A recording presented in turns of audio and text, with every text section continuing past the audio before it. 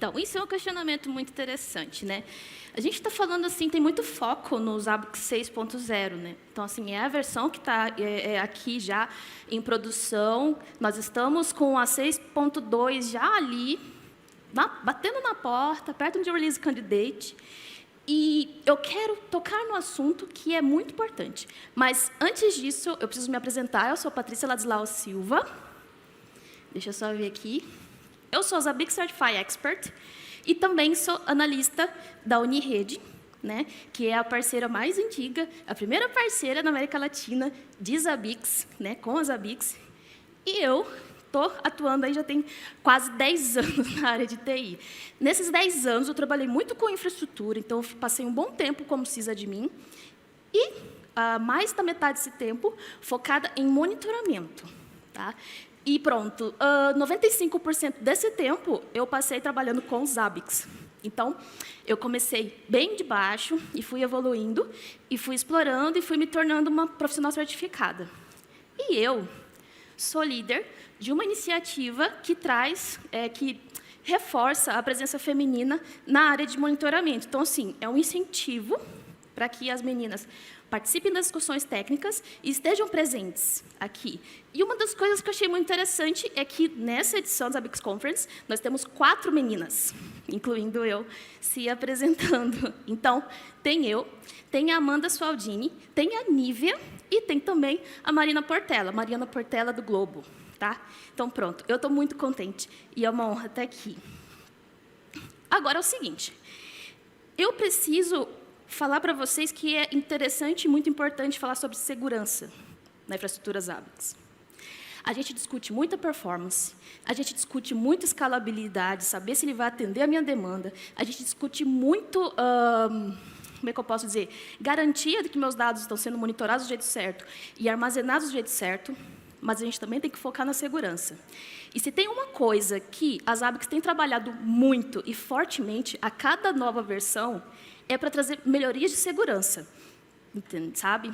Então, de todos os recursos de segurança que a gente tem hoje no Zabbix, uma coisa que eu queria e eu consegui trazer para cá é para falar sobre integração com cofres. No caso, esse que eu trouxe, que é da HashiCorp.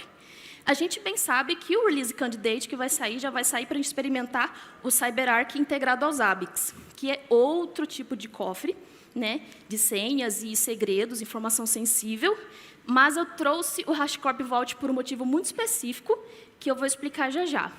Então, pronto. Informações sensíveis no Zabbix. De cara, eu já trouxe 2 imagens que são muito conhecidas nossas de administradores de Zabbix, né? Primeiro, parâmetros no Zabbix Server Conf e parâmetros no Zabbix Proxy Conf. De quê? O user e senha do banco de dados. Isso está em texto limpo, correto? Costumeiramente está em texto limpo. Então, qualquer pessoa que fizer um CAT, qualquer pessoa que conseguir acesso ao Zabbix Server Conf, Proxy Conf, tem ali a informação da base de dados, aonde vai conectar, user e senha, correto? Então, é de se pensar que a gente pode colocar uma camada disso e o próprio Zabbix, de forma nativa, já oferece. Mas antes disso, antes de fazer a integração, por exemplo, com o HashiCorp Vault e agora futuramente com o CyberArk, a gente também precisa entender que, antes disso, ele já disponibilizava uma criptografia. Então, teve uma versão, a versão 5, se não tiver em erro, adicionou uma camada de criptografia na conexão entre a base de dados e o Zabbix Server e os outros componentes que, porventura, precisem acessar a base de dados, correto? Então, pondo isso na conta, e pondo isso também na conta da questão que a gente tem macros no nosso front-end, então nós temos ali as macros de usuários que a gente faz o quê? A gente coloca ali informações que são sensíveis ou não. Então, por exemplo, se eu tenho um cenário, vamos supor que eu preciso usar uma credencial específica no monitoramento web para que eu possa acessar o sistema e fazer operações e capturando o resultado disso, que é o que o monitoramento web faz. Eu coloco ali o usuário e uma senha que vai entrar no sistema. E aquilo, na comunicação, está passando em texto limpo. Certo? Eu também posso usar as macros de usuário para fazer monitoramento ODBC. E no monitoramento ODBC, Mesma coisa, eu tenho usuário e senha, que está ali passando na conexão em texto limpo. Então, pronto. A gente então pode fazer o que para melhorar isso? Camada de criptografia. Já ajuda e muito. E também podemos fazer o quê? Coloca um cofre ali. Coloca um cofre ali. Mas não é somente colocar o cofre. Eu preciso saber como é que ele funciona, eu preciso saber como é que eu configuro, e eu preciso saber garantir ele na minha estrutura. Certo? Então, aqui eu trouxe essa imagem, porque essa imagem é justamente aquilo que o Alexei fez referência na talk dele, que é o quê? O Security by Design dos Zabbix já tem muita, mas muita melhoria na parte de segurança. Então, tem segurança no front-end, onde a gente consegue colocar certificado de acesso para poder fazer com que aquilo seja criptografado ali no acesso. As permissões de usuário. Tem também a criptografia entre os componentes, então tenho ali a conexão com o proxy, que também pode ser criptografada, porque nos Zabbix Proxy lá, na configuração, eu consigo falar assim, olha, use esse certificado aqui, use isso daqui para fazer uma camada ali, uma conexão criptografada. Então, pronto, a gente tem esse desenho, e dessa parte eu vou focar, então, na integração do Zabbix Server com o HashiCorp Vault. Mas tá, agora eu preciso entender assim, por que o HashiCorp Vault? O Vault ele tem muitas coisas semelhantes com os Zabbix. Primeira delas, ele é open source e ele tem uma versão self-managed que é totalmente free. Pronto. É parecido nisso e isso é interessante para o nosso ambiente. Você vai poder testar isso sem ter que pagar por aquilo. Tá? A principal funcionalidade dele é o quê? Ele faz o armazenamento e faz o gerenciamento do acesso àquelas informações sensíveis suas que estão lá. Só que as informações sensíveis que tu pode colocar no Vault não é somente usuário e senha, não é somente aquelas informações que você vai usar numa macro, essas coisas. Você também pode colocar informações de certificado, pode colocar informações sobre determinadas chaves relacionadas à segurança do teu ambiente e assim por diante. Certo? Eu não vou focar muito em falar todas as vantagens do Vault, é só aquilo que a gente precisa aplicar aqui agora, porque no final eu vou fornecer para vocês um repositório onde eu estou colocando todos os links de materiais que vocês podem consultar com mais detalhes. Tanto que uma coisa que eu vou falar sobre, e eu vou falar muito aqui mesmo, é token. Então, eu vou falar token. E nós temos muitos tipos de tokens, e isso é importante, e eu já coloquei nesse repositório para que vocês vejam os detalhes e como você pode se beneficiar deles, dos diversos tipos deles, tá? Então, pronto. É open source software e free como os Zabbix.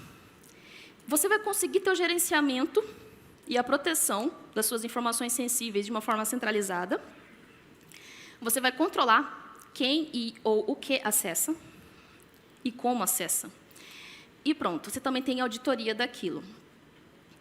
Tá, mas por que fala tanto assim, secrets? Entenda que secrets é definido como qualquer informação sensível que você queira proteger de acesso indevido. É um segredo, é uma informação sensível. E você tem que controlar e estabelecer quem deve acessar e como deve acessar. Então, compreende qualquer coisa que você queira controlar rigorosamente o acesso. E aí, por exemplo, nos Zabbix, a gente tem isso de cara nas macros de usuário e nas credenciais de bancos de dados.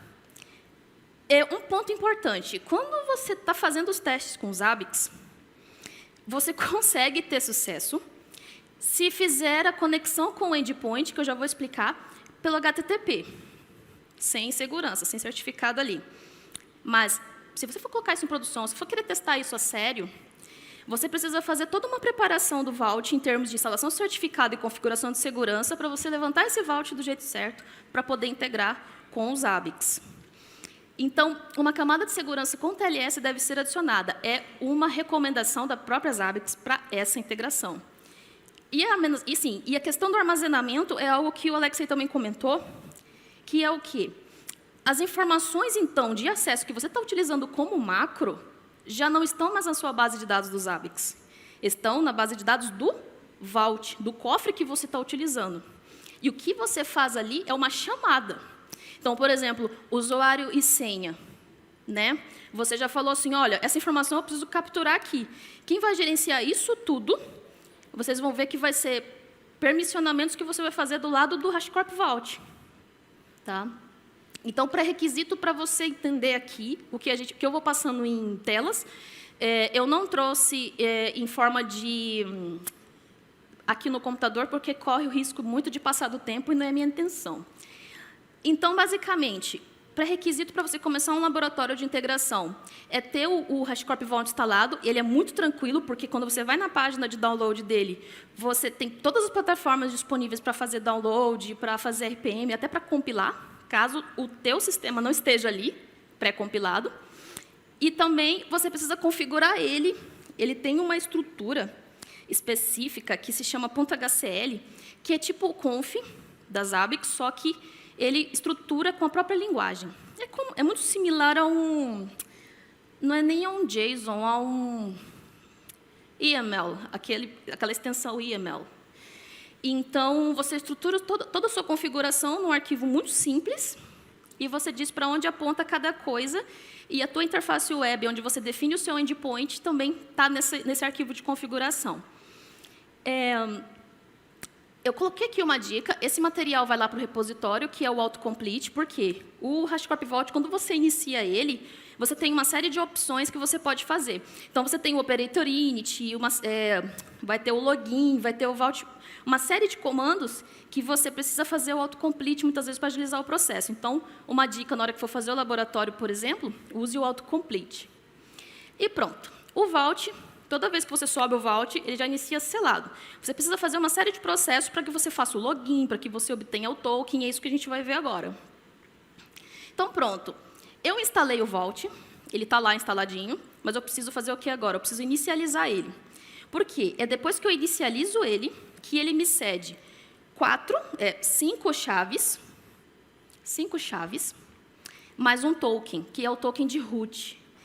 Essas 5 chaves que vão fazer você tirar o selo do Vault, para que você possa manipulá-lo. Tá? Dessas 5, você precisa de 3.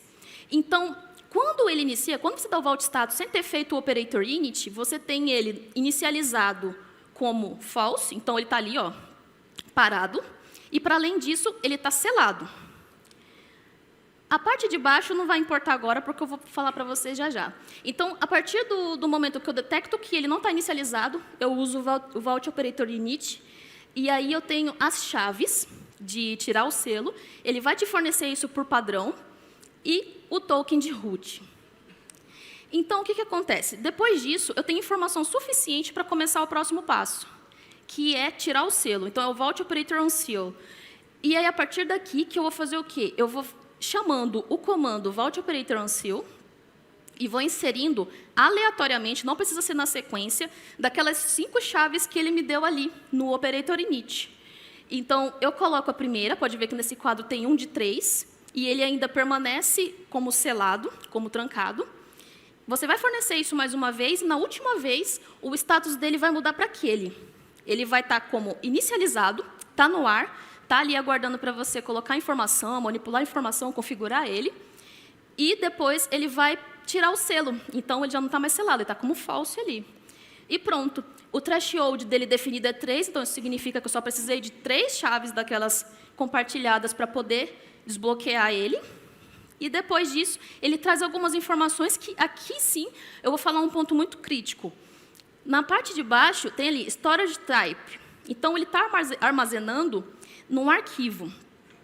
O Vault, quando você inicia ele, você tem a opção de iniciar ele instalado, já é a versão que você está como se fosse colocar no produção, tá? E você tem a outra opção que é o modo Dev.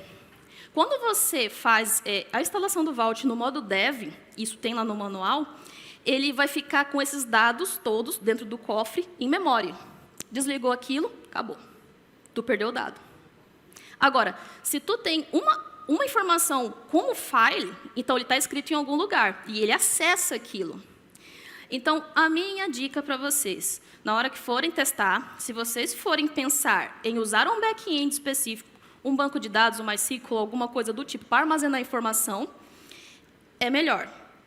E eu vou explicar o porquê. Uma das coisas que tu precisa garantir é que o teu Zabbix ele tem que falar com o Vault para acessar determinados recursos, a partir da hora que você fez essa integração. Então, você tem que deixar o Vault, pelo menos, com uma alta disponibilidade, e ele tem esse recurso nativo dele. Então, olhem para isso. Vejam as opções de alta disponibilidade do Vault, e esse recurso de alta disponibilidade ele precisa que sejam backends que suportem o HA. E o file e o modo in-memory não suportam HA. Tá? Então, isso é importante vocês saberem. Na hora que forem configurar isso para colocar em produção, colocar uma coisa ali que pode gerar um risco de perder dados ou não conceder um acesso, é isso. Back-end específico que o HA suporte. Então, pronto. O status agora mudou, ele está inicializado, não tem selo, e agora eu consigo fazer o login. É depois que eu faço o login com aquela senha de root que eu recebi, juntamente com aquelas 5 chaves.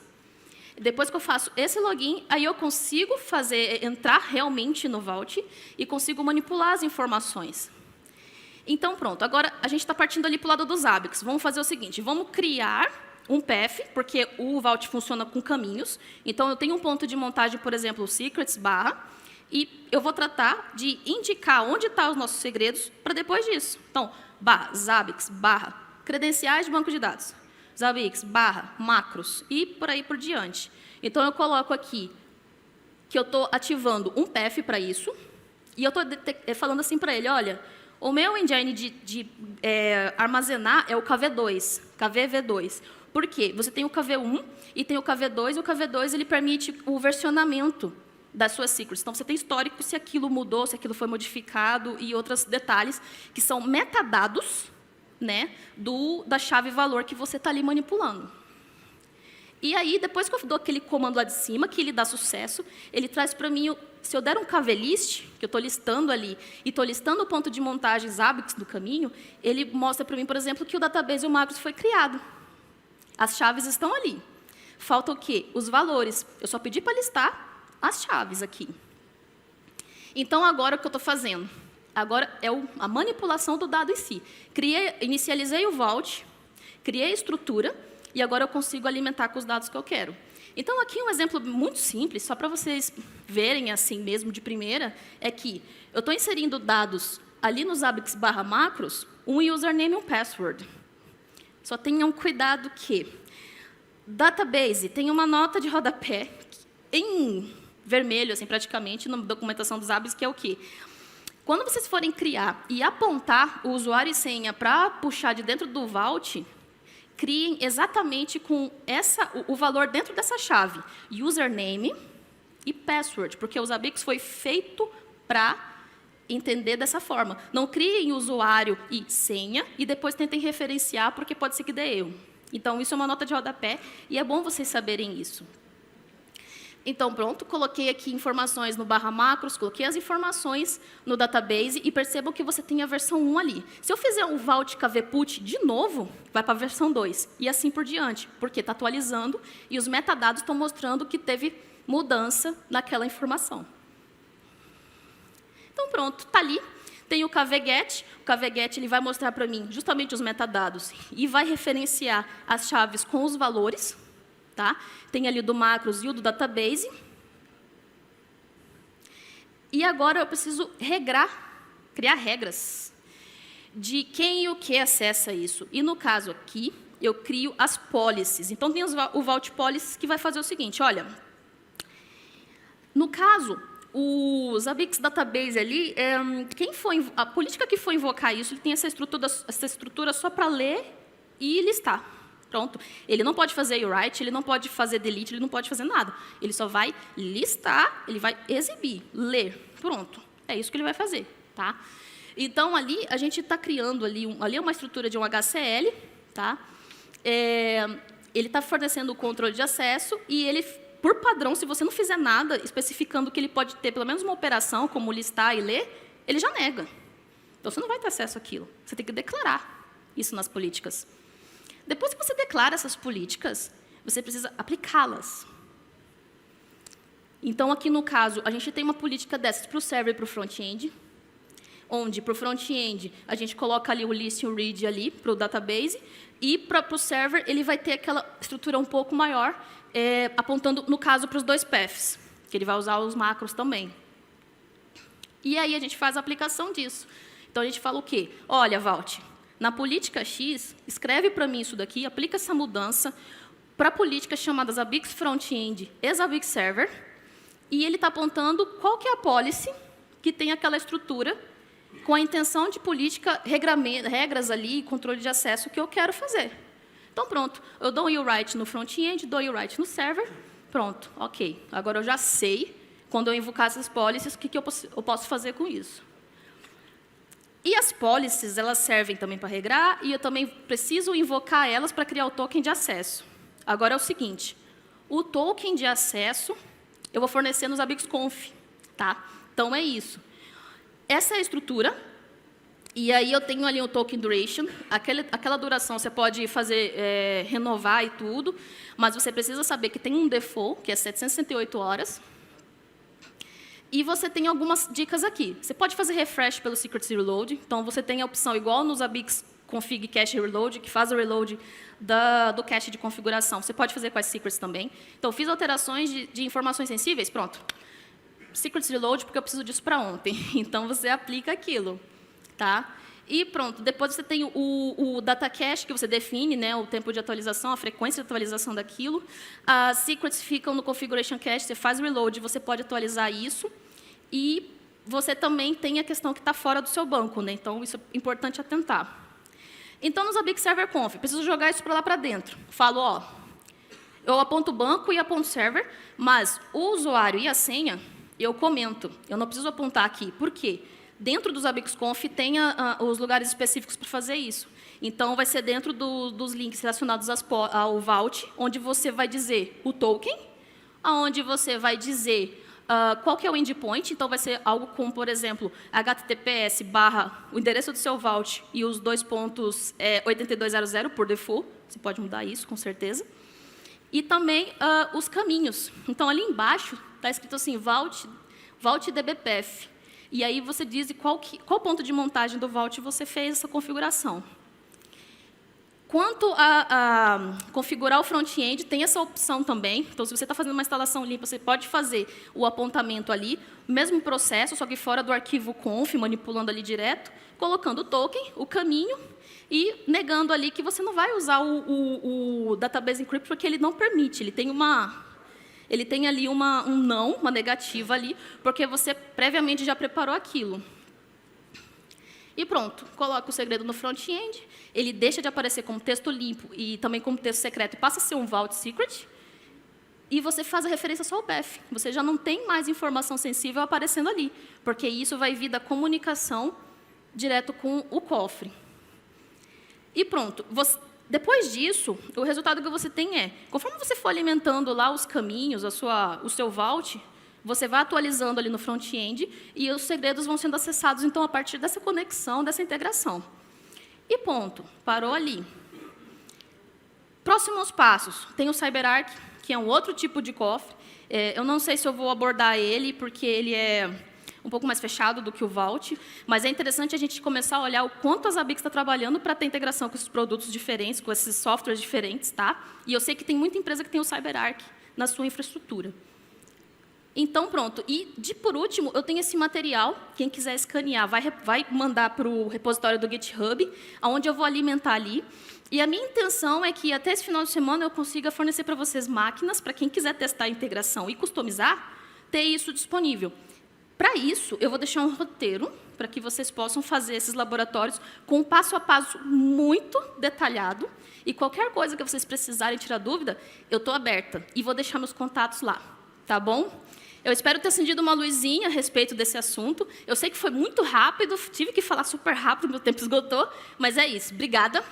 E eu estou disponível para caso queiram fazer perguntas. Muito obrigado, Patrícia.